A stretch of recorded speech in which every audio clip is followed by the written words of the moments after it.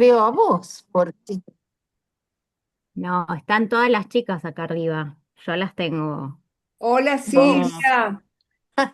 Hola 41. Silvia, qué Hola. alegría verte. Hola Para Silvi, Hola, hola chicas. Qué ¿cómo guapa. les va? Me corté el pelo, estoy en la transición a canas. Está bien, Muy está bien. bien. Y muy risueña y me da mucha alegría verte. Gracias, a mí también. Buenas tardes a todas, a todos, bienvenidos. Vamos a presentar el curso Los usos de la subjetividad, adolescentes, redes y pasaje al acto. Vamos a escuchar a Silvia Schwark, que es licenciada en psicología, docente de causa clínica y de la EOL, es Profesora de psicoanalista, filosofía, profesora de filosofía. profe de filosofía, es docente de causa clínica y de la EOL, como decía, psicoanalista, miembro de la EOL y de la MP, autora de diversos artículos en publicaciones psicoanalíticas y del libro Los usos de la subjetividad. Activa escritora de trabajos que presenta en las jornadas de hoy y en los congresos del MP también. Así que Silvi, te doy la palabra. Bienvenida. Gracias. Y te escuchamos. Bueno, muchas gracias, Ceci. Me alegra muchísimo que vos seas quien me presenta. Me siento sumamente acompañada por ese motivo y te lo agradezco. Sé que estás de vacaciones. Yo quería comentar en principio que ese libro, Los usos de la subjetividad, es un antiguo libro que debe tener como 20 años fácil. No era la idea que la presentación del libro tuviese los caracteres, sino los caracteres tal como difundimos este curso breve, este seminario breve. O sea, que la H estuviera entre paréntesis para que pudiera ser un equívoco entre el telar, la máquina que teje, que se escribe con H, y el uso como manipulación, como eh, manejo, ¿no? Los usos de la subjetividad. Me retomé ese título porque me di cuenta que hace muchísimo tiempo que estoy interesada en ese tema. O sea, de qué manera lo social, ¿no? En la escuela el seminario se llama el síntoma social. ¿De qué manera lo que Lacan plantea como que el analista tiene que estar a la altura de la subjetividad de la época? En realidad, esta es una época muy peculiar donde no se podría hablar de subjetividad, sino de subjetividades, porque no hay un punto, no hay nombre del padre, digamos, un foco, un centro que posibilite en relación a ese centro eh, que se organice lo que Lacan llamaba el factor C como el factor que permite la cohesión social en un grupo determinado, que ese grupo del que forma parte, que tiene que ver con ese factor C, lo ignora completamente, es invisible, es acrítico, y esto lo hemos trabajado en distintos dispositivos, tanto de la escuela como de causa clínica. Pero me parecía sumamente interesante de retomar porque nuestra época está caracterizada por algo que Leonardo Gorostiza, que también hemos trabajado en otras oportunidades, muchos de los que estamos hoy reunidos, que tiene que ver con la época de las subjetividades sin causa. Así llamó su trabajo Leonardo Gorostiza. Subjetividades en plural, no que el analista tiene que estar a la altura de la subjetividad de la época, como planteaba Lacan, sino tal como lo plantea Miller en la actualidad a partir de la elisión del nombre del padre, como factor aglutinante, como ordenador, como organizador. Nombre del padre y falo van juntos, van en simultaneidad. Y dadas las circunstancias que se producen en nuestra época, me pareció sumamente interesante, primero, aclarar qué quiere decir la cuestión de las subjetividades sin causa. En realidad nos tendríamos que remontar previamente a un texto que en este momento no voy a dar los conceptos centrales, que se toma de Matemas 2 de Miller, que se llama Sigma X. Sigma X, este texto de Miller, es un texto un poco críptico que en la actualidad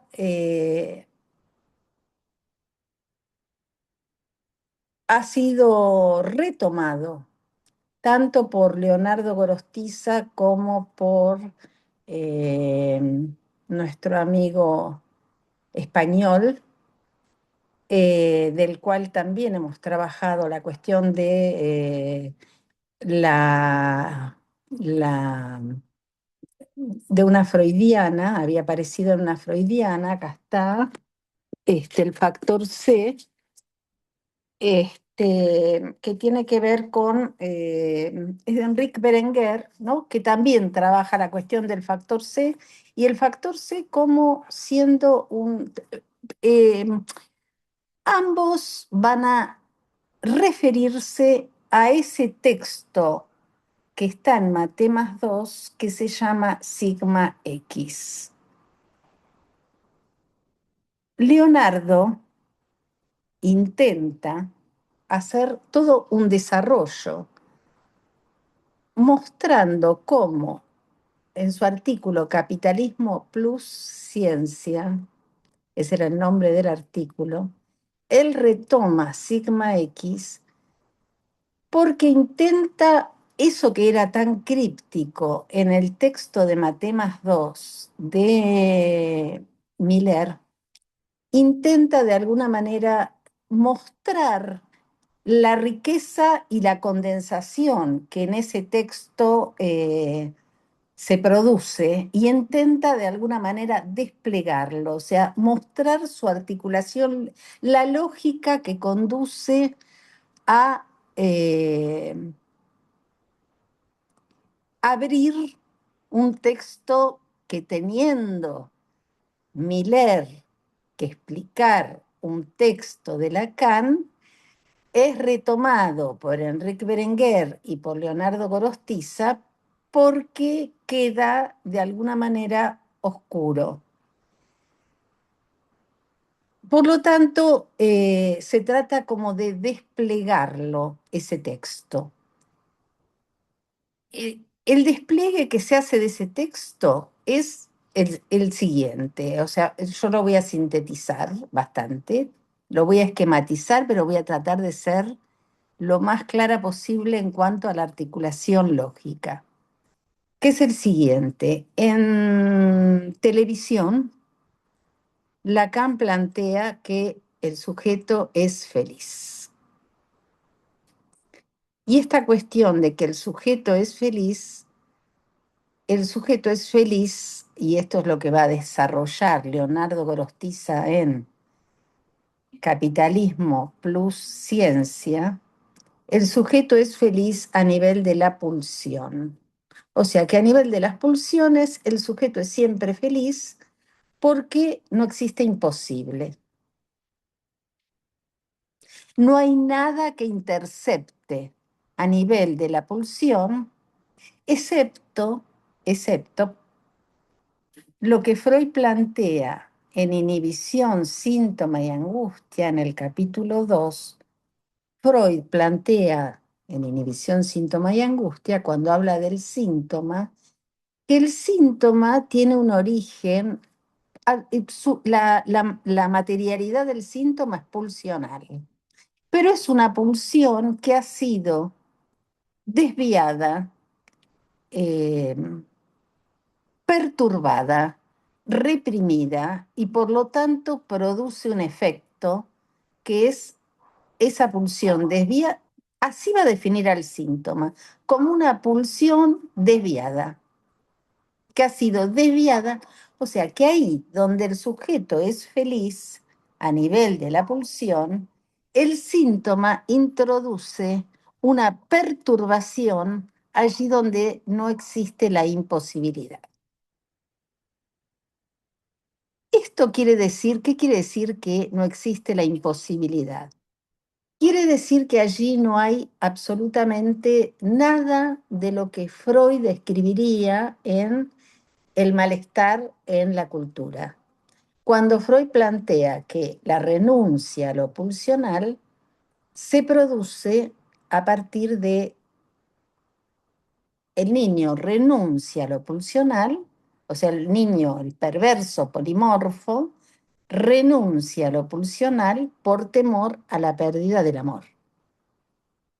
Ese temor a la pérdida del amor retorna generando una instancia cuyo origen también es pulsional, pero que tiene que ver con la interdicción y con el miedo a la pérdida del amor, que esta instancia es el super yo, la ferocidad del super yo, que sería lo que en este momento de caída del nombre del Padre, de inexistencia de un centro a partir del cual se ordene, se organice la subjetividad y por lo tanto proliferan las subjetividades, eh, este sería el momento, digamos, al no existir imposibilidad, que esto el factor C Lacan lo va a retomar después en el seminario 17, cuando establezca los 4 discursos, en los distintos discursos, por favor, Ceci, si algo no se vuelve oscuro, confuso, me, me interrumpís, así lo puedo volver sobre mis pasos y aclararlo. No sé si hay algo en este momento. Por Bien, ahora se sigue. bien. Freud es, eh, tiene una intuición notable, increíble, una capacidad de lectura, de construcción del psicoanálisis que justamente rompe con el paradigma anatomopatológico de su tiempo. O sea, las histerias muestran la existencia de un cuerpo distinto al cuerpo de la anatomía, de la fisiología.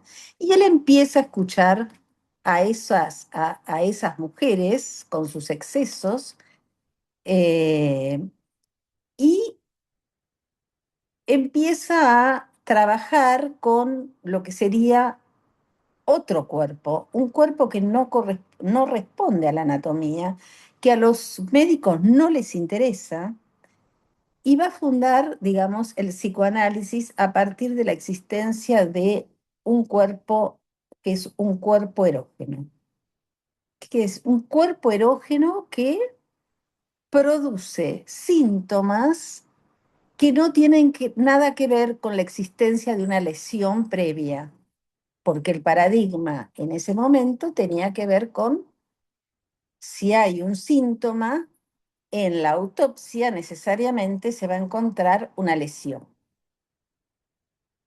Freud rompe con esto y dice, esto no tiene que ver con ninguna lesión, esto tiene que ver con algún tema y es necesario escucharlas.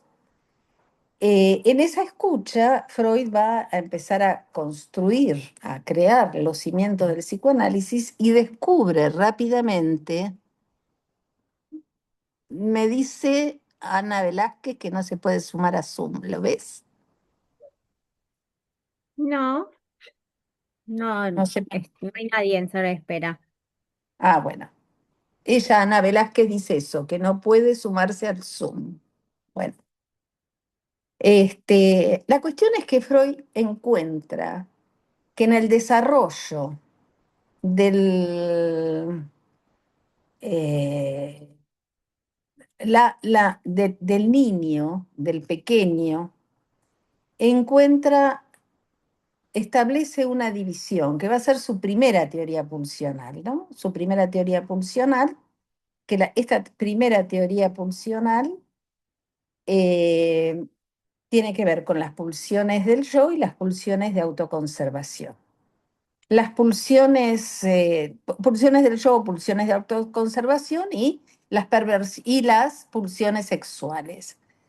Lo que él descubre es que el encuentro del niño con el otro produce un plus que se notaría en el chupeteo, en donde no se trata de la necesidad ni del hambre, sino de algo que queda, que erogeniza, erotiza ese agujero que es la boca. Con lo cual, él va a describir la existencia de lo que él va a llamar la perversión polimorfa infantil. O sea, la perversión polimorfa infantil son no lo llama goce, esto va a ser el nombre que Lacan le ponga, pero que hay una sexualidad infantil que está absolutamente, que el niño es un perverso polimorfo. ¿Qué quiere decir que es un perverso polimorfo? Que en cada lugar de encuentro con el otro se produce un plus de excitación que se satisface en la fuente. Las pulsiones del yo, las pulsiones de autoconservación, por el contrario, son pulsiones que dependen absolutamente del otro por la Hilflosigkeit, ¿no? Por el desamparo original. Para sobrevivir, el niño necesita del otro. Y en tanto necesita del otro, la cuestión que se le plantea a Freud es este desfasaje entre las pulsiones del yo y las pulsiones sexuales, que Lacan va a llamar un cuerpo gozoso. O sea, hay un goce del cuerpo en el cuerpo y un goce fuera del cuerpo, que va a ser el goce fálico.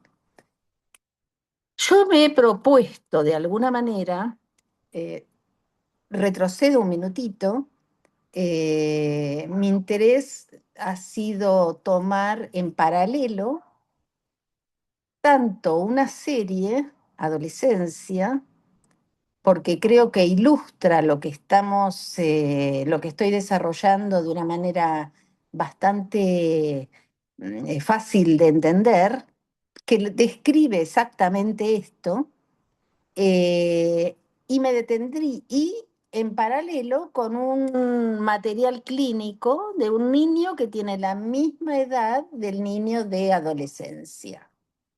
Bien, pero los usos de la subjetividad, este seminario, lo voy a encarar desde la perspectiva de la desautorización de lo femenino.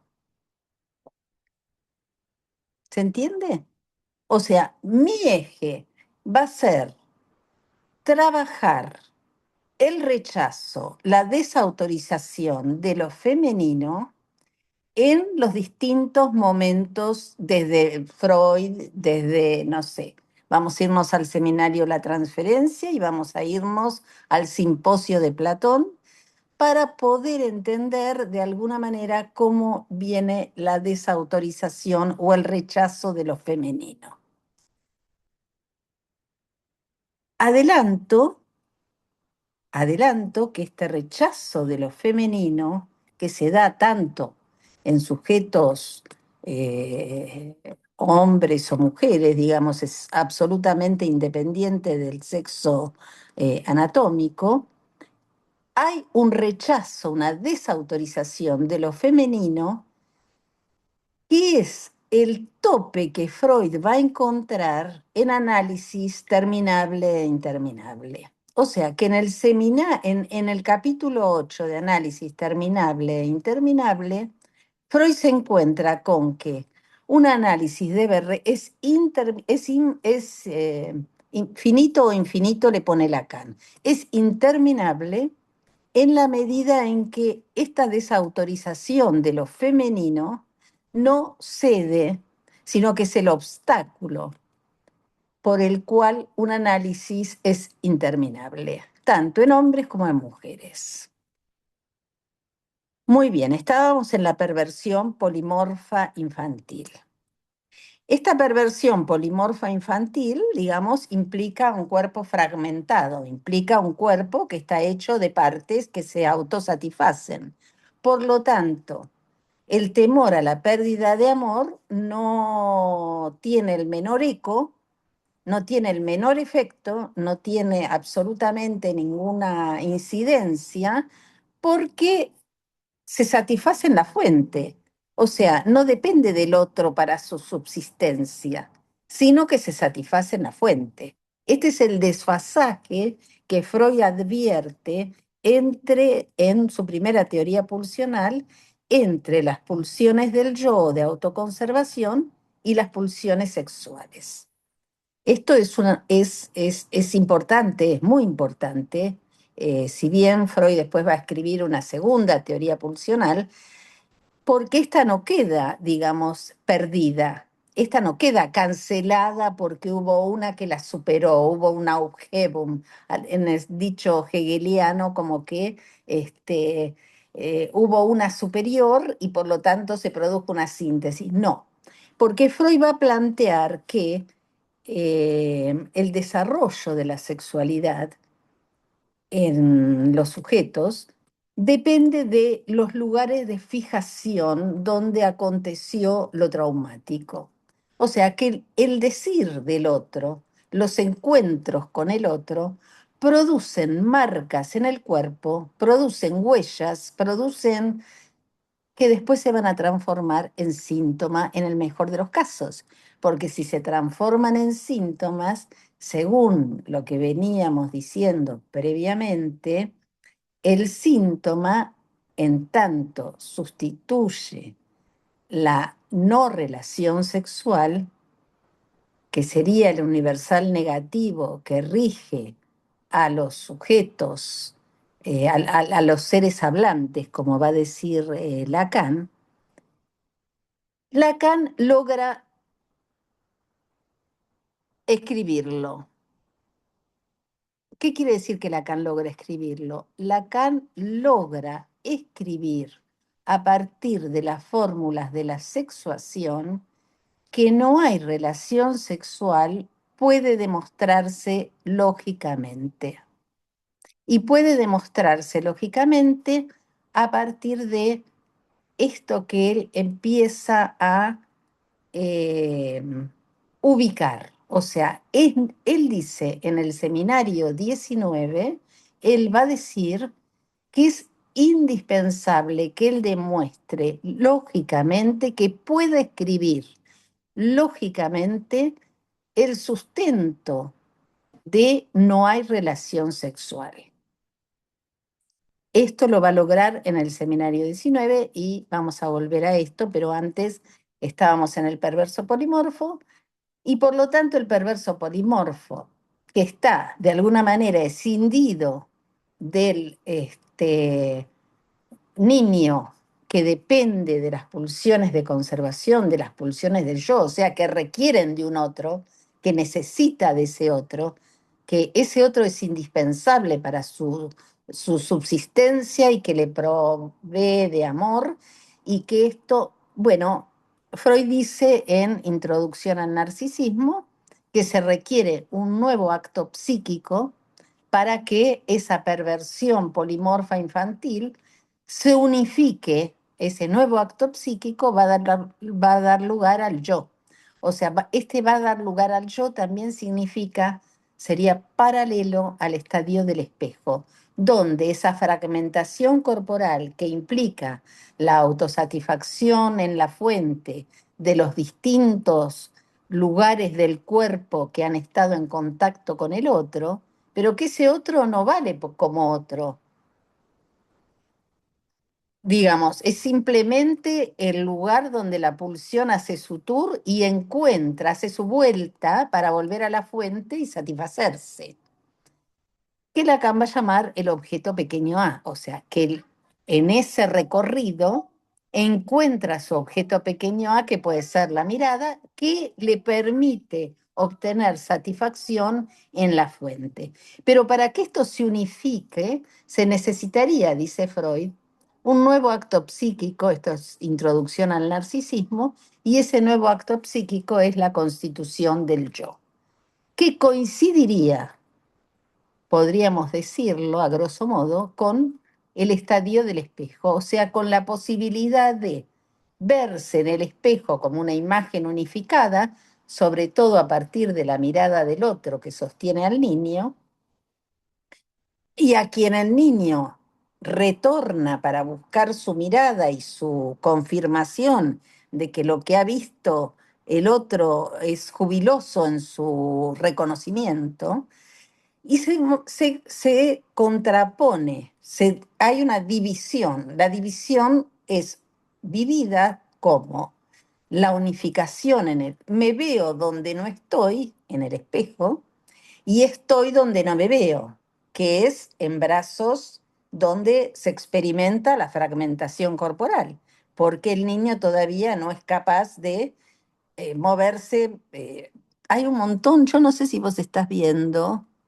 Dice, se entrecorta bastante. Yo te escucho bien,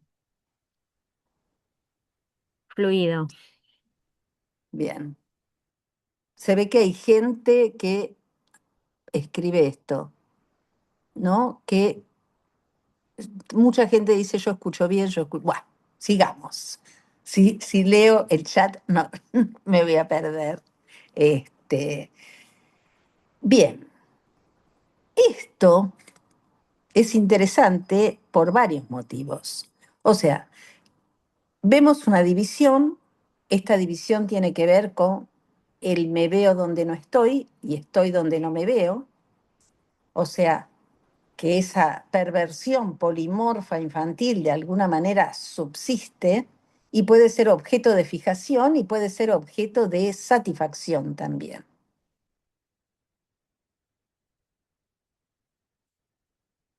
Bien,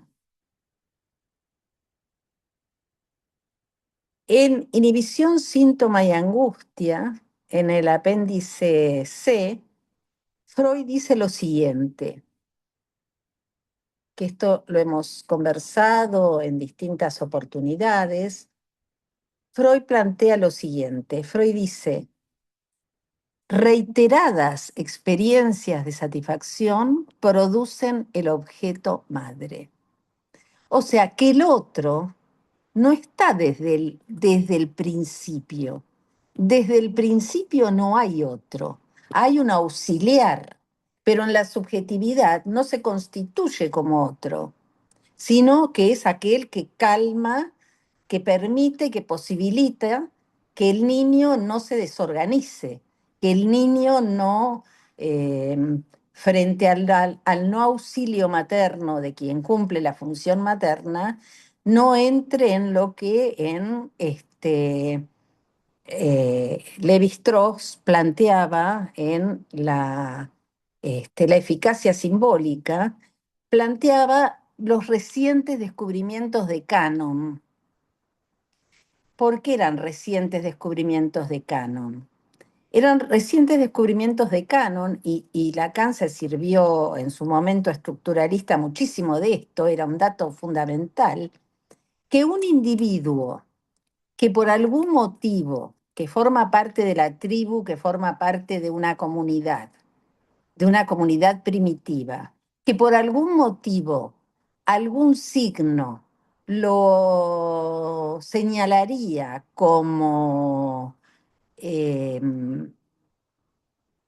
perturbador, peligroso, enemigo, rápidamente queda segregado del resto de la comunidad. No necesitan hacerle, porque se produce una serie de acciones al nivel del sistema simpático que producen la muerte del individuo sin que el individuo sea siquiera tocado por ningún otro, digamos, se convierte en un intocable. Esto va a ser muy importante porque va a dar cuenta o va a explicar situaciones actuales en la adolescencia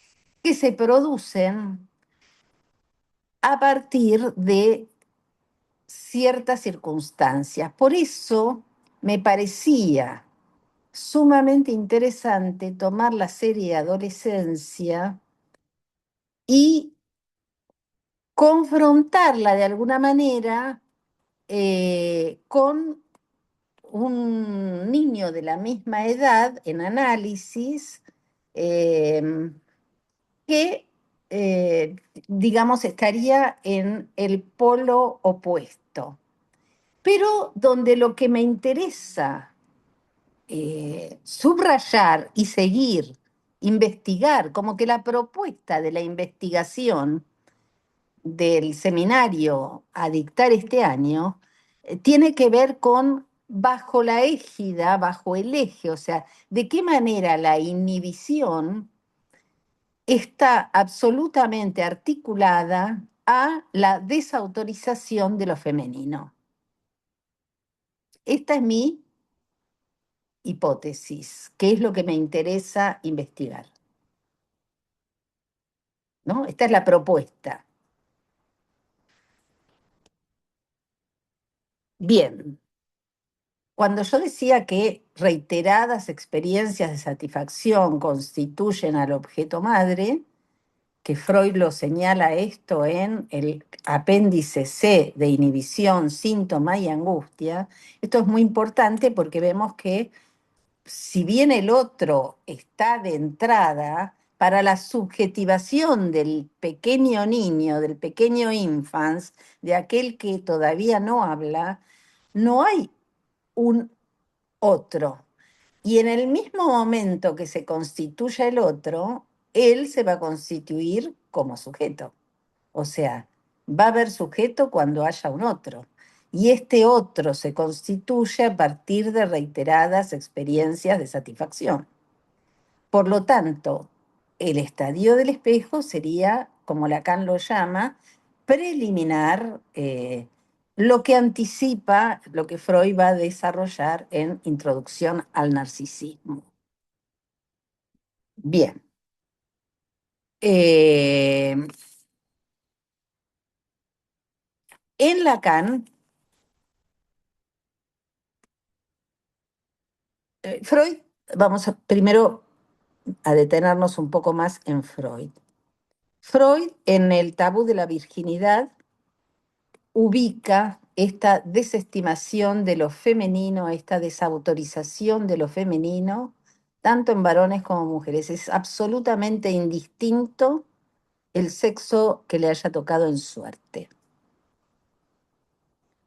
Lo femenino es algo rechazado y va a ser el problema mayor con el que Freud se encuentre en análisis terminable o interminable. Freud dice que lo que funciona como obstáculo en análisis terminable o interminable tiene que ver con la desautorización de lo femenino, puesto de distintas maneras. En el hombre no se aviene de ninguna manera a una actitud, considera una actitud femenina la cuestión de someterse a otro hombre, o sea, de ser instruido por otro hombre, de tener un maestro, de la confrontación con el padre va a ser muy importante porque va a ser el momento en el cual sale del lugar de objeto y se constituye como sujeto, porque en ese sometimiento al padre, al maestro o a la autoridad, lo que siente es su situación de feminización. Simultáneamente, vamos articulando que Leonardo Gorostiza en Capitalismo plus Ciencia ubica justamente que la relación que hay tanto en el capitalismo como en el discurso científico es la eyección de la causa. Oppenheimer sería, los que han visto la serie Oppenheimer o la película Oppenheimer, podrían ver de qué manera en el momento en que el científico se convierte en un sujeto conmovido por los efectos, por los, por los escrúpulos que lo torturan en relación a lo que ha creado, que es la bomba atómica, pasa a ser absolutamente cancelado por la sociedad científica, no tanto científica, pero política sobre todo. O sea, pasa a ser desechado. Un científico con escrúpulos, y Lacan llama escrúpulo al goce. Los escrúpulos son el rechazo del goce, la irrupción del goce, y en tanto irrupción de goce, los escrúpulos se manifiestan. Oppenheimer demuestra justamente en tanto científico y en tanto creador, él se sostiene como que él fue un teórico, que él no tiró la bomba. Y el presidente Truman dice, la bomba, la orden de tirar la bomba sobre Hiroshima y Nagasaki fui yo. Pero la tortura, que recién va a ser reivindicado muchísimo, le quitan absolutamente todo aquello de lo que disfrutaba. Quiere decir que la causa, en lugar de la verdad como causa, queda absolutamente elidido en el discurso tanto científico como en el discurso capitalista. Acuérdense que el discurso capitalista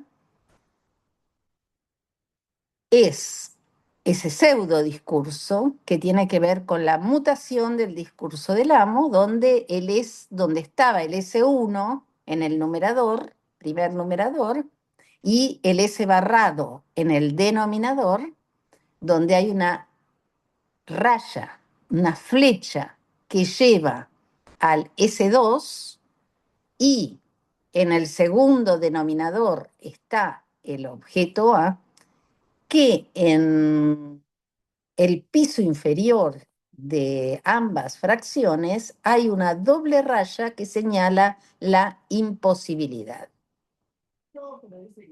Ceci, tenías frío y yo hablo a los árboles, No, que es estoy lo acá, único estoy que veo. acá. Escucho, No, no, escucho. no, ya sé, pero yo le hablaba a los árboles porque no te veía. Bueno, digamos que tanto el discurso de la ciencia, y en el discurso de la ciencia, lo que aparece justamente, y Oppenheimer muestra a las claras que cuando aparece el tema de la verdad, o sea, el tema de qué hice, qué efectos puede producir mi invento, yo no lo tiré, pero va a matar, y queda absolutamente excluido del mundo político, científico y de todas las respeto del cual hasta ese momento era merecedor. Recién, muchos años después, va a ser Kennedy el que lo reivindique y el que le devuelva todos sus atributos. Pero lo que sirve Oppenheimer para mostrarnos es que el lugar de la causa queda elidida a nivel del discurso científico y a nivel del discurso capitalista.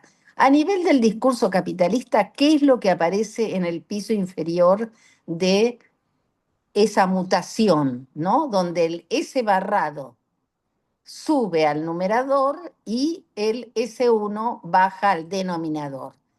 Y el objeto A queda en el lugar del segundo denominador y el S2 queda en el lugar del segundo numerador.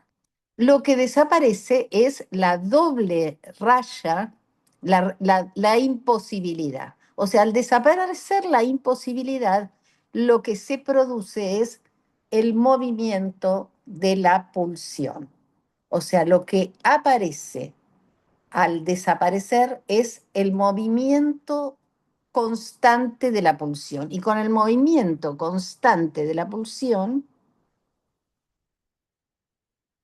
lo que al desaparecer la imposibilidad que imposibilitaba justamente que en el discurso del amo el sujeto y el objeto se pudieran encontrar, sino que van a formar parte del fantasma, pero no que se encuentran, en el discurso, en el pseudo discurso capitalista, al desaparecer la imposibilidad, lo que desaparece es justamente lo que aparece en la pulsión.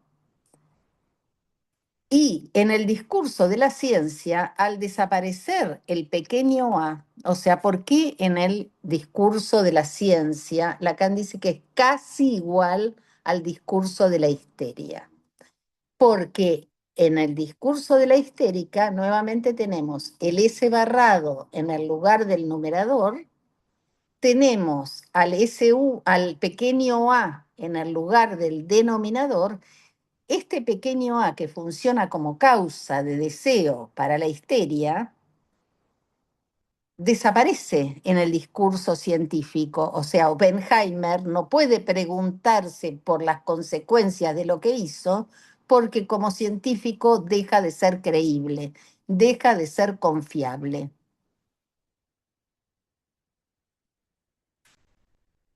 Por lo tanto,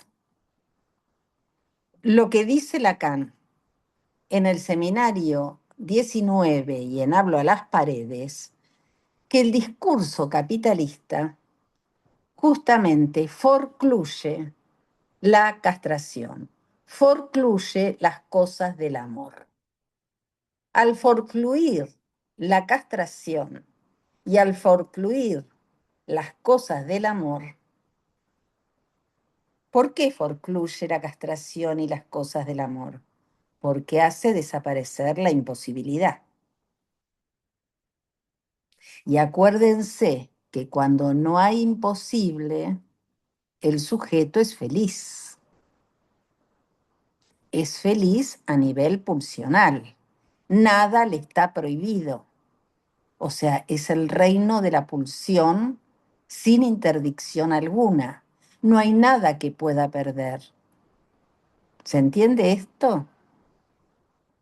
O sea, allí donde Freud, en Más allá del el malestar en la cultura, plantea que la renuncia a lo pulsional obedece al temor a la pérdida del amor, estamos que en el discurso capitalista forcluye las cuestiones del amor.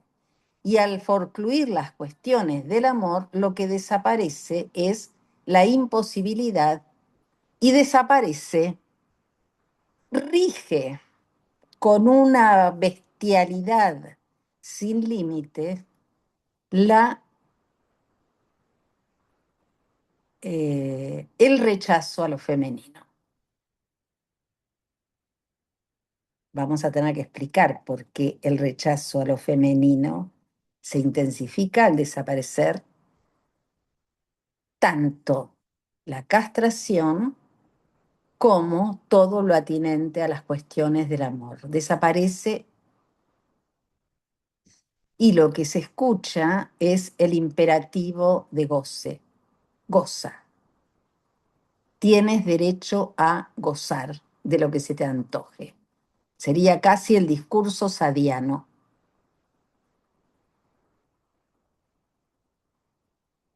Tengo derecho a saciar en las partes de tu cuerpo que me den ganas, como lo plantea en filosofía en el tocador Sade, ¿no? Tengo derecho a satisfacer en las partes de tu cuerpo aquello que me venga en ganas y nada puede prohibírmelo. Podríamos decir que este es el imperativo que rige a partir del discurso capitalista. Del discurso capitalista plus ciencia, o de los sujetos, de las subjetividades, la clínica de las subjetividades de los sin causa, de las subjetividades sin causa. O sea, tenemos que la causa tiene que ver con el inconsciente como iancia, inconsciente como apertura.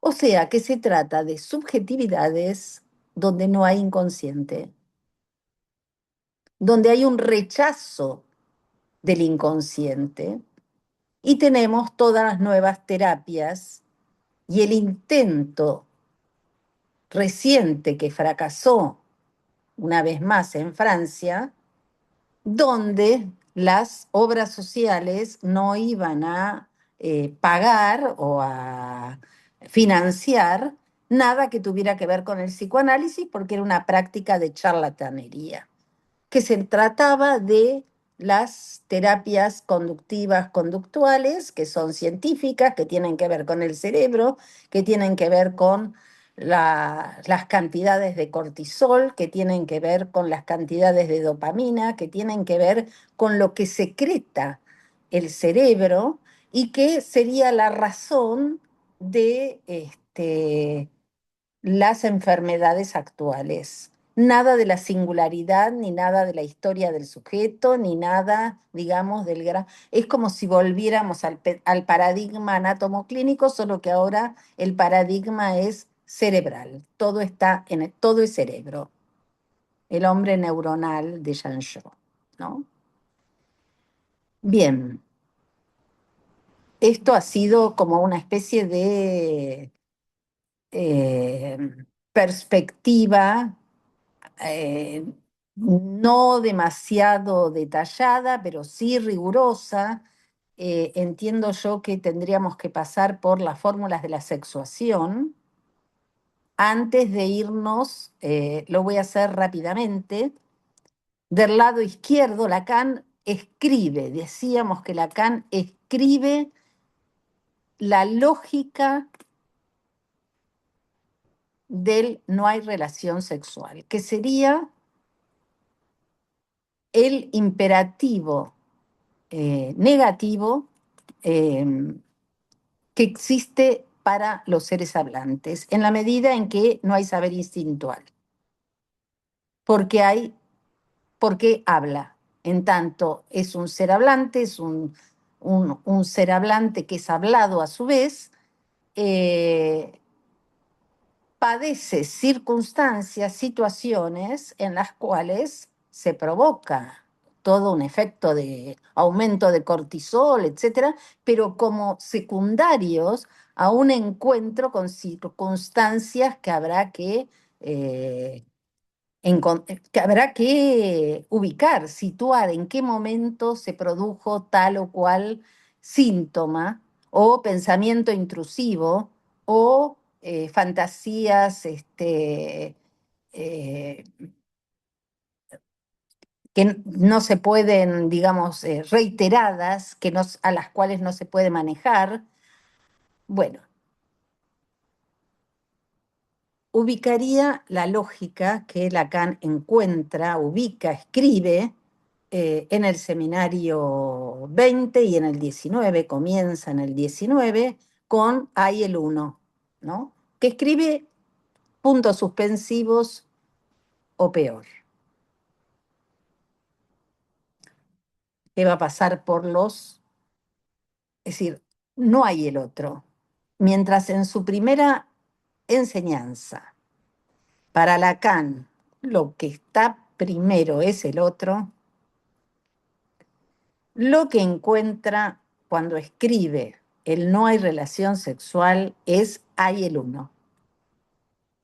Y adelante, hay el uno, o sea, el goce es goce del cuerpo. Goce del cuerpo sin otro. Entonces va a escribir del lado izquierdo de las fórmulas de la sexuación el universal, que es para todo X rige la castración, a condición de que haya uno para quien la castración no rija. Esa fórmula sería en el matemático Gödel la incompletud. O sea, no es sin los matemáticos y los lógicos que Lacan logra escribir el no hay, el sustento, la escritura del no hay relación sexual.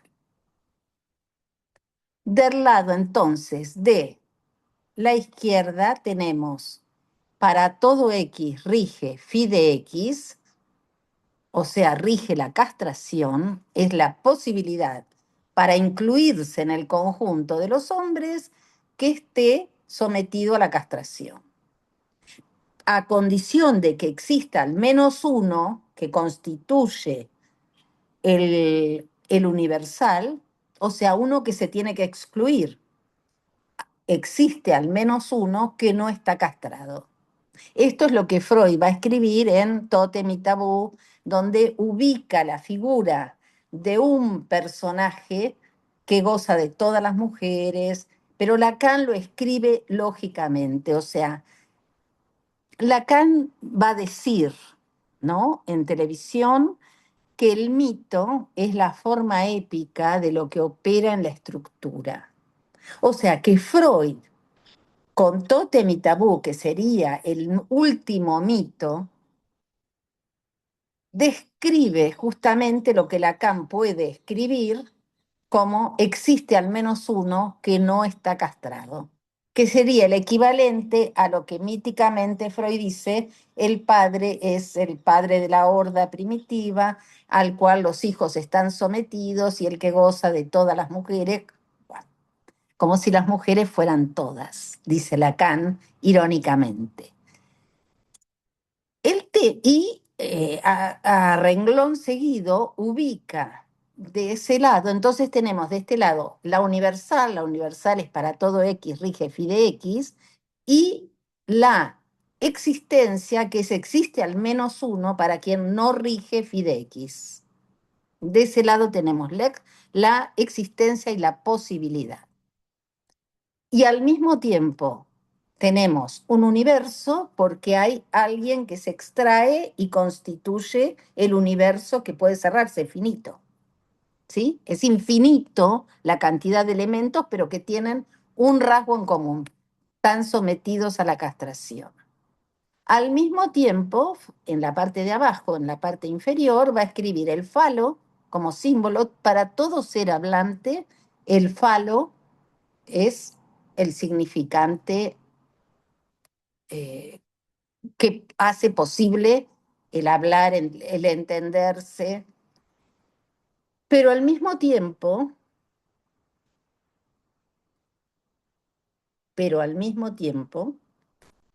ese significante, el falo,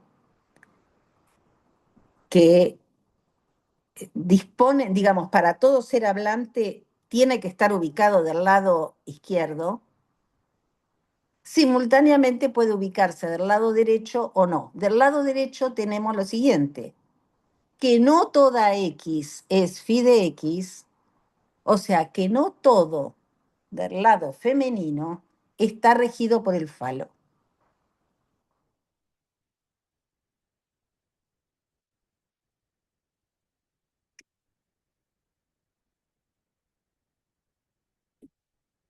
Este no todo regido por el falo hace de la mujer un cuerpo que no está regido por digamos que está regido por el falo, pero no todo. Hay un goce de ella, que Lacan va a ilustrar en las místicas fundamentalmente, que es un goce en el cuerpo, del cual no está relacionado a la palabra. No está, puede estar relacionado a la letra, pero no a la palabra.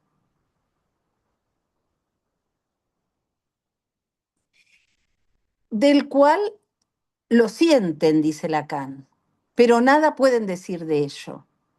No pueden decir de ello porque el significante y ese otro goce, ese goce suplementario, no tienen nada en común.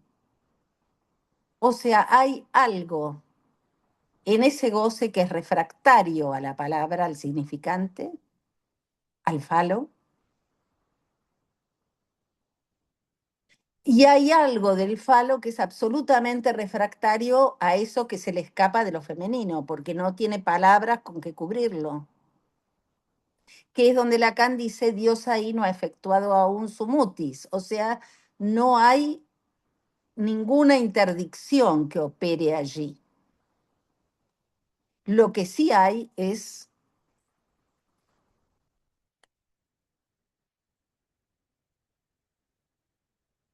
lo siguiente, lo que es ahí donde existe al menos uno que dice que no, del lado izquierdo, del lado derecho, no existe uno que no esté castrado.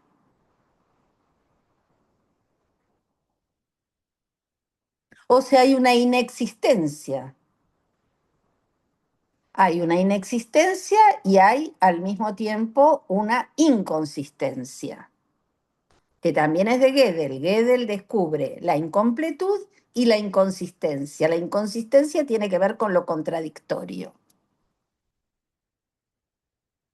En la parte de abajo del grafo, Lacan ubica la tachada mujer, la tacha, porque no hay universal de la mujer, sino todo está regido, no todo en ella está regido por el falo, hay un conjunto abierto al que no se puede nombrar porque es refractario al falo. Entonces, no hay universal femenino, tacha a la de la tachada mujer. Pero aparece un goce suplementario. Ella está en relación directa con ese de gran A tachado. Este es el goce suplementario, ese de gran A tachado. Si ese de gran A tachado, la flecha que se dirige al S de gran A tachado, no se dirige simultáneamente al falo del otro lado, lo que tenemos es el empuje a la mujer.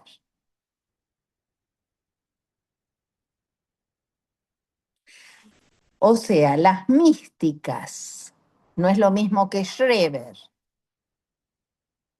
las místicas que hablan de ese goce, que, digamos, que hablan de las moradas, Santa Teresa, de ese casamiento con Dios, de esa fusión, de ese hacer uno con Dios que lo siente en el cuerpo, requiere siempre de un personaje masculino que es el confesor. O sea, que está en relación con ese de gran abarrado, pero por otro lado, el confesor es el referente fálico. ¿Sí? ¿Hasta acá me siguen? Ahora, en la psicosis, lo que tenemos es el empuje a la mujer, que sería la no relación al falo. La no relación a lo que Lacan va a ubicar como forclusión del nombre del padre. O sea, hay un goce que lo lleva y lo llama empuje a la mujer. Ese empuje a la mujer, podríamos decir que es lo que Schreber experimenta en su cuerpo, lo que describe en su cuerpo como que siente que le nacen senos, como que siente que tiene un cuerpo femenino, como siente que va a ser la mujer de Dios en su delirio para crear una nueva raza de hombres, o sea, empuje a la mujer cuando no hay relación, la doble flecha, una flecha hacia el S del gran atachado y una flecha hacia el falo, que está del lado masculino de las fórmulas de la sexuación, por donde todo ser hablante tiene que estar ubicado también ahí, porque para hablar necesita, para que haya significantes, necesita estar del lado fálico, pero también muy bien. Que no sé si tenemos media hora para hablar de Salim. ¿Qué le permite esto a Lacan? Mostrar, escribir que no hay relación sexual, quiere decir que no hay eh,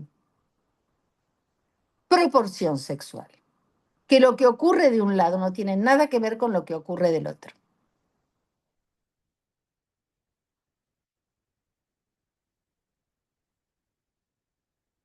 O sea, el no hay relación sexual es no hay proporción sexual, porque también existe en francés la palabra relación y relación.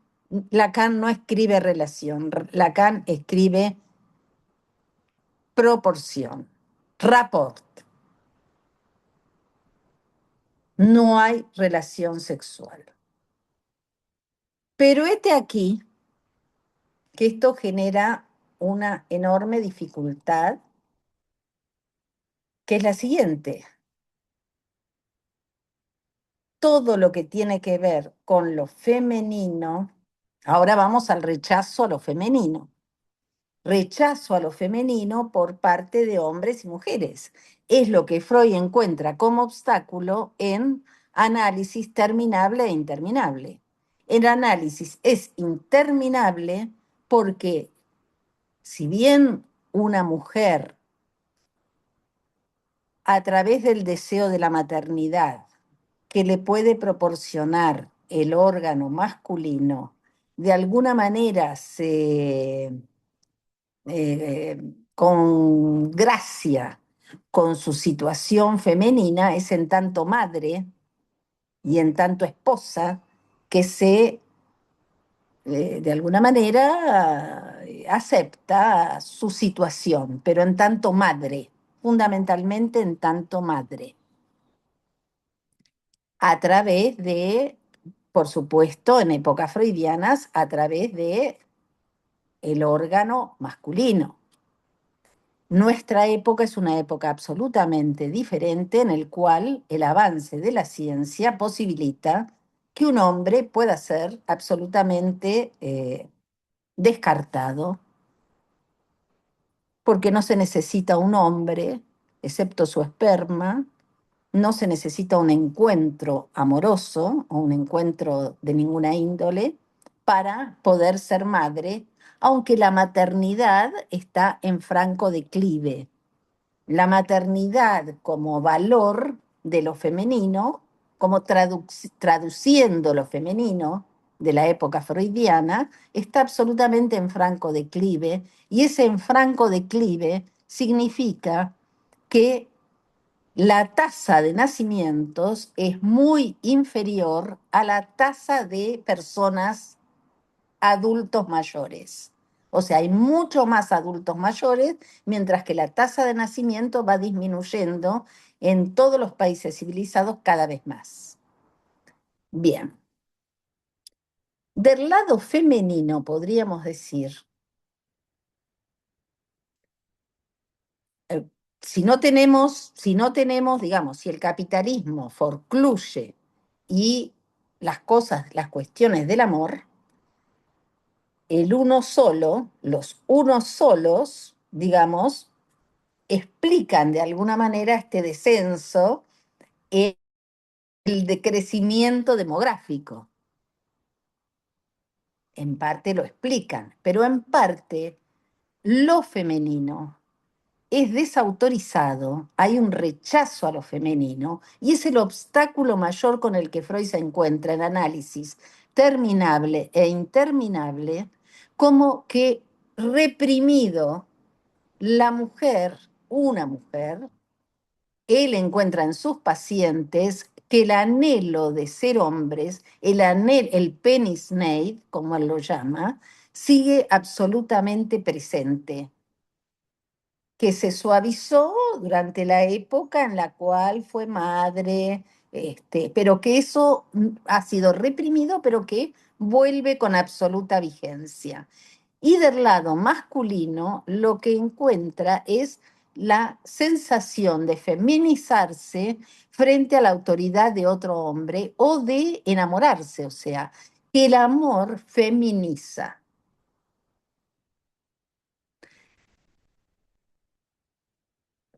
¿Por qué el amor feminiza? Porque el amor requiere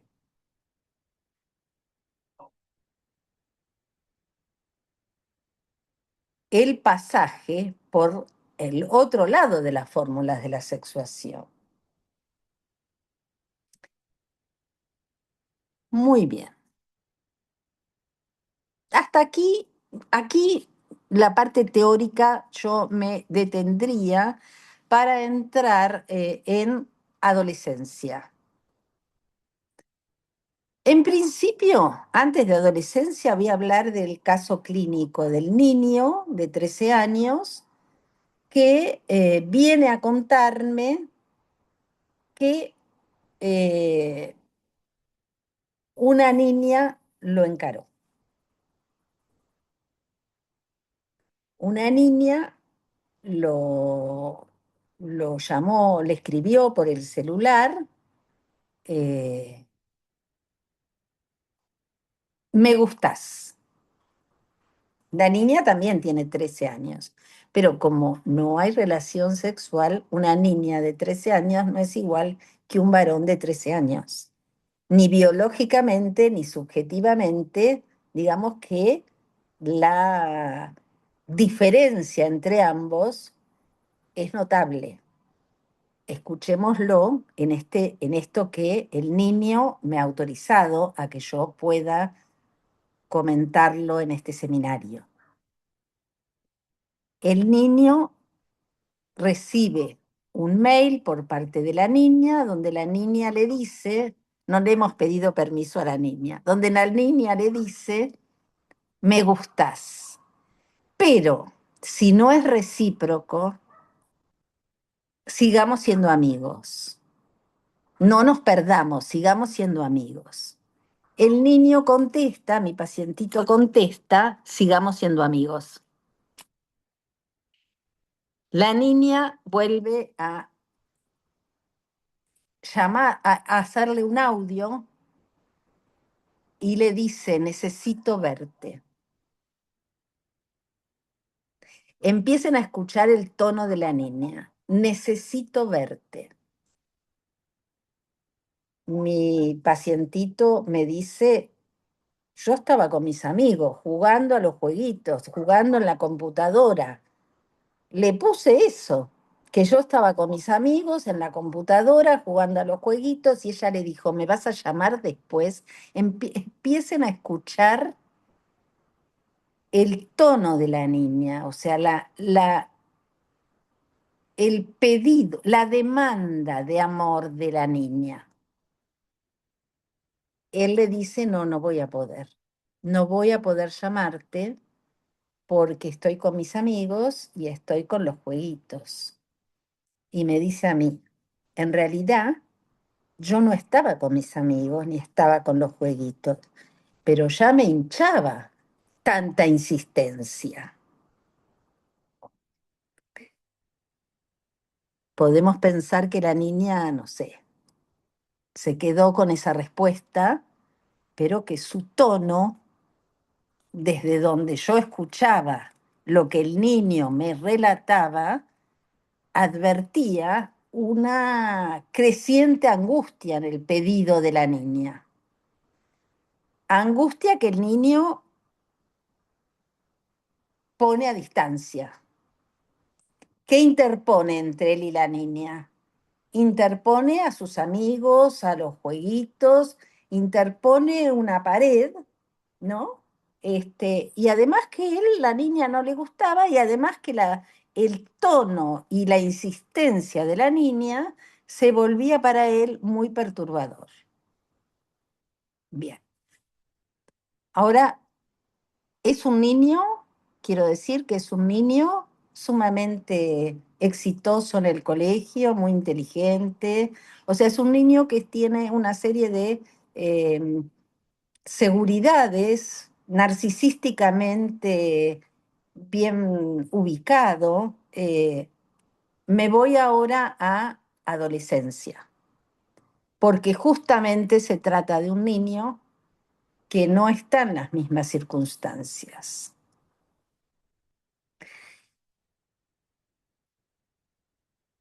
Este niño asiste a un colegio en el cual se produce un asesinato. Una nena de la misma edad que él, del grado de él, del curso de él, aparece muerta. Aparece muerta y acuchillada 7 veces. Hay 7 cuchilladas.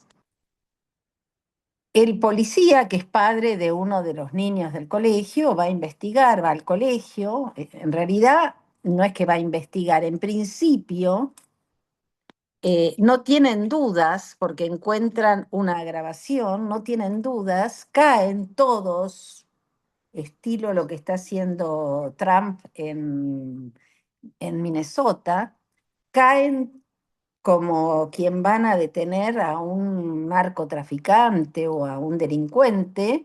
La policía entra, y detienen al niño. Y los padres no entienden absolutamente nada, absolutamente nada. El niño se pilla encima del susto y dice, yo no hice nada, yo no hice nada, yo no hice nada. Poco a poco, bueno, el colegio no tiene el menor, los niños en el colegio, frente a la policía, este policía que tiene un hijo en este colegio, no tiene, observa que los profesores no tienen, no reciben por parte de los alumnos más que pullas, ironías, no tienen la menor autoridad, no tienen absolutamente ningún vínculo de autoridad relativo a estos niños. Estos niños, y todos están en silencio, todos saben que el niño ha sido detenido, todos saben. Y todo tiene que ver con que la niña que ha sido muerta, eh, hay un silencio absoluto, o sea, nadie habla, excepto el hijo del policía que le dice, estás tan perdido en esto que estás buscando, no tenés la menor idea, te observo tan perdido que vengo a ayudarte, ¿no? ¿Qué es lo que viene a ayudarle? Viene a decirle que esta niña había sido, se había sacado una foto que le había pedido un chico y que este chico, en lugar de quedarse con la foto para él en el celular, levantó la foto a todo el colegio conocía la foto de los senos de la niña que se las había enviado supuestamente a este chico que era su novio, un chico que le gustaba. A partir de ese momento, esta niña se muestra eh, extremadamente, se convierte en una hostigadora de todo niño raro. ¿Qué quiere decir un niño raro? Un niño que no es capaz de defenderse, un niño que hay como una especie de empuje a lo masculino, una especie de virilizarse, de burlarse, de ridiculizar al débil, de ridiculizar al raro, de ridiculizar esto que Lacan plantea, que la globalización creciente va a ir en el sentido de la segregación cada vez más feroz, que está en él, cuando él plantea en la propuesta del pase del 69. Recomiendo que tomemos esa parte, que la globalización, que los procesos de mercados comunes van a generar una segregación cada vez mayor, que es difícil de entender. Este niño, porque hay un video donde muestra, permite verificar, lo que no se encuentra es el arma del crimen, pero permite, el niño se declara inocente, los padres no entienden absolutamente nada. Y podríamos decir que adolescencia ilustra a la perfección lo que Lacan plantea en televisión respecto a que el sujeto es feliz. O sea, plantea de qué manera lo pulsional rige a nivel del colegio, a nivel de los adolescentes, sin ningún freno. No hay absolutamente nada de parte de los adultos, ni siquiera están enterados de lo que está ocurriendo. No saben lo que pasa en las redes, no saben lo del bullying, qué hijo, porque el hijo, ningún hijo quiere confirmar que es débil y que necesita de la ayuda de un adulto porque mostraría su debilidad, o sea, su femenidad. El rechazo de lo femenino aparece en su grado, en su potencia más alta, y lo que aparece en simultáneo es que este padre, el padre del niño, no el padre policía, el padre del niño que ha cometido el asesinato, no puede creerlo, no puede creerlo, pero no solo no puede creerlo, sino que va a mostrar de qué manera este niño que dibujaba maravillosamente bien, este niño que era que tenía virtudes para el dibujo, no tenía la menor virtud para el fútbol o para el boxeo o para, digamos, para los deportes que el padre quería que el niño practicara, porque era varón. Y en tanto varón, él que había sido golpeado con un cinturón y lastimado por su propio padre que quería hacer de él un hombre, él se prometió a sí mismo no ser un padre castigador, pero sí tenía sus propios ideales y su propia idea de la masculinidad.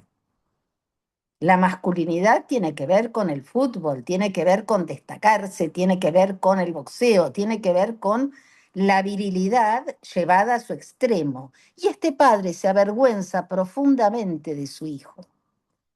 Este hijo que depende totalmente de su padre va al colegio absolutamente vulnerado, frágil, porque es un niño que su propio padre eh, se avergonzaba de él. Él lo va a decir, se lo va a decir a la psicóloga. O sea, en el encuentro con la psicóloga se produce algo sumamente interesante del cual podríamos hablar la próxima vez si es que en este momento alguien quiere hacer preguntas, comentarios, reflexiones. ¿Qué te parece, Ceci? Perfecto, sí, todos tienen habilitado el micrófono. Quien quiera hacer preguntas puede levantar la mano o directamente habilitar su micrófono. Vamos a dar un ratito y si no, se me ocurrían también preguntas como para tomar para la próxima. ¿Alguien quiere un comentario o alguna pregunta? ¿Ha sido claro la lógica Así del que, desarrollo? Hola, yo quería hacer una pregunta. hola Marisol. Sí, ¿Qué tal? Marisol. Sí, en este paralelismo que haces del caso clínico con adolescencia, vos ponías estos recursos que tenía el niño que va a consulta, que tenía que ver con decirle a esta chica, intermediado a través de la amistad y los juegos, ¿no es cierto? ¿Esa respuesta la brinda por su cuenta o es algo que construye en el análisis? Es algo que él relata en el análisis. O sea, Ujú. relata en el análisis, pero yo lo que quería destacar, es interesante tu pregunta, Marisol, lo que yo me interesaba destacar, que era un niño que venía con muy bien, digamos, muy popular en su aula, porque la pregunta fundamental que hace el niño al policía, al padre del niño es si era popular o no. Entonces yo tomé este caso, que es algo que este niño ya viene con eso.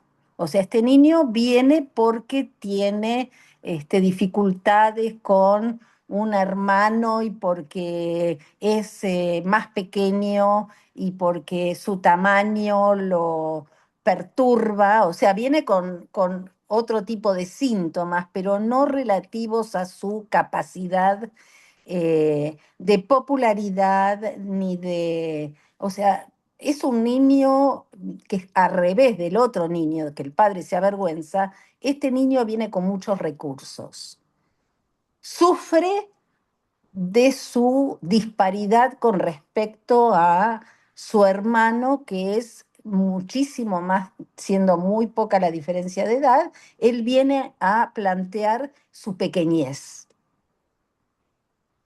Esto es lo que él trae como lo que lo angustia.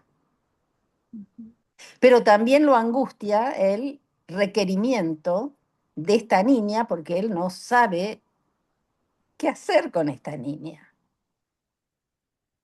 ¿no? Él lo cuenta, yo lo que le señalo es que la niña en realidad parecía pedirle ayuda, si él no pensó en eso. Esto es lo que eh, yo interpreto. Algo así como que él pensó en defenderse y no pensó, decime, Claro, Mauricio. él pone una distancia allí a través de estos recursos que manifiesta que vos traes de la amistad y los juegos, a diferencia de lo que sucede en adolescencia, donde parece no haber ningún recurso subjetivo a mano en los que están allí presentes en este grupo de adolescentes, ¿no? Claro, es que este grupo de adolescentes, que son los raros, que son poquitos, son tres, que son los amigos de él, se cumple allí, me parece, como en todo grupo, es decir, un hombre sabe lo que es un hombre, los hombres se reconocen entre ellos por ser hombre, me apresuro a declararme hombre por temor a que me convenzan de lo contrario. O sea, el silencio y no, digamos, la cobardía como característica. Mm. Digo esto, Marisol, me hiciste pensar en que la propuesta, la contrapropuesta que se le va a hacer a Freud en análisis terminable e interminable es que ahí donde el falo aparece como el obstáculo, y Lacan lo plantea claramente en el Seminario 20, ¿no? El falo es el obstáculo por el cual no se accede al cuerpo del otro, sino la satisfacción en el propio cuerpo. Entonces, si solo hay unos y el amor requiere la feminización y la época condena, forcluye las cosas del amor, lo que se plantea como contrapropuesta es algo así como que si el problema es el falo, la salida tiene que ver con hay fin de análisis en el momento en que ese rechazo de lo femenino se convierte en una reconciliación con lo femenino.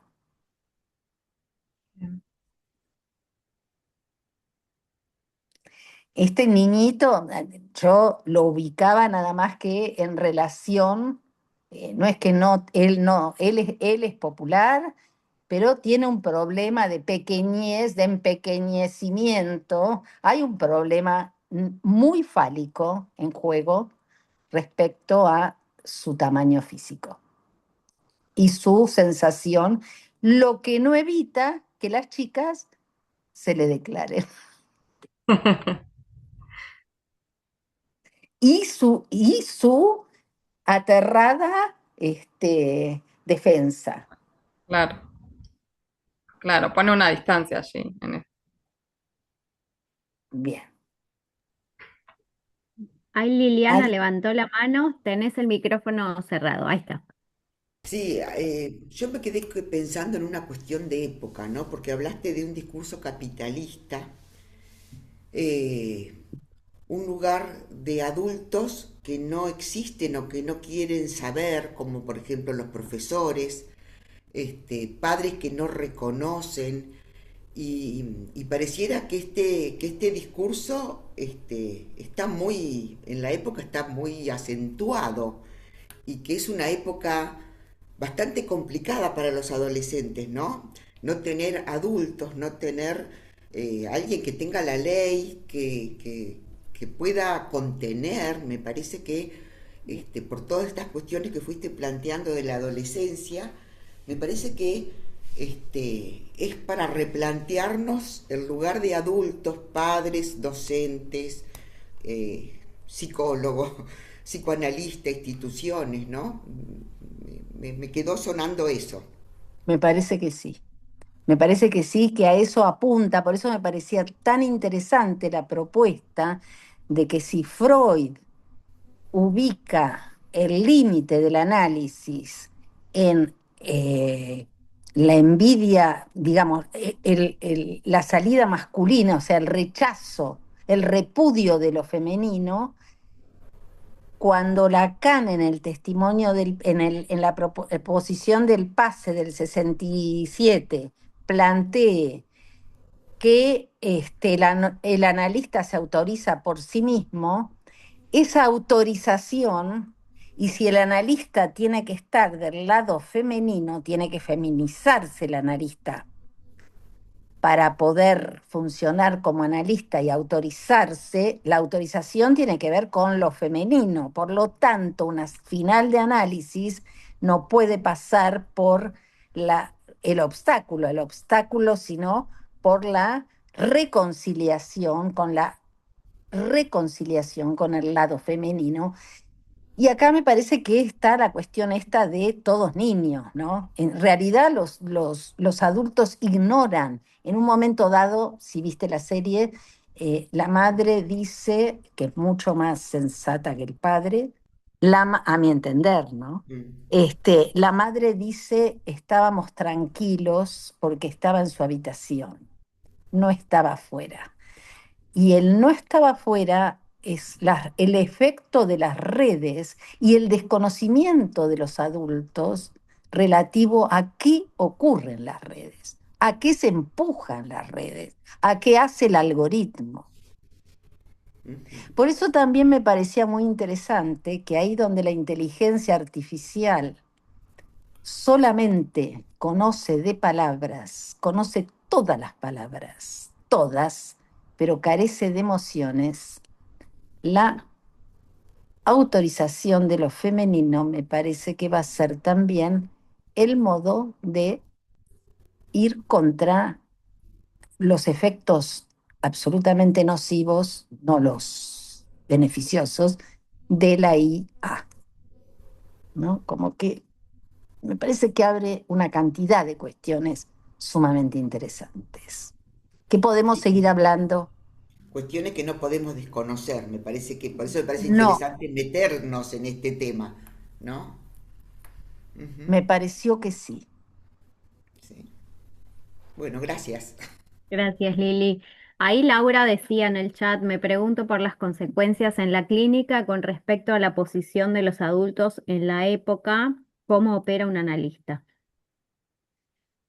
Bien, podemos retomar esto la próxima vez, pero poner digamos, me parece que introducir la cuestión de la causa con el adulto.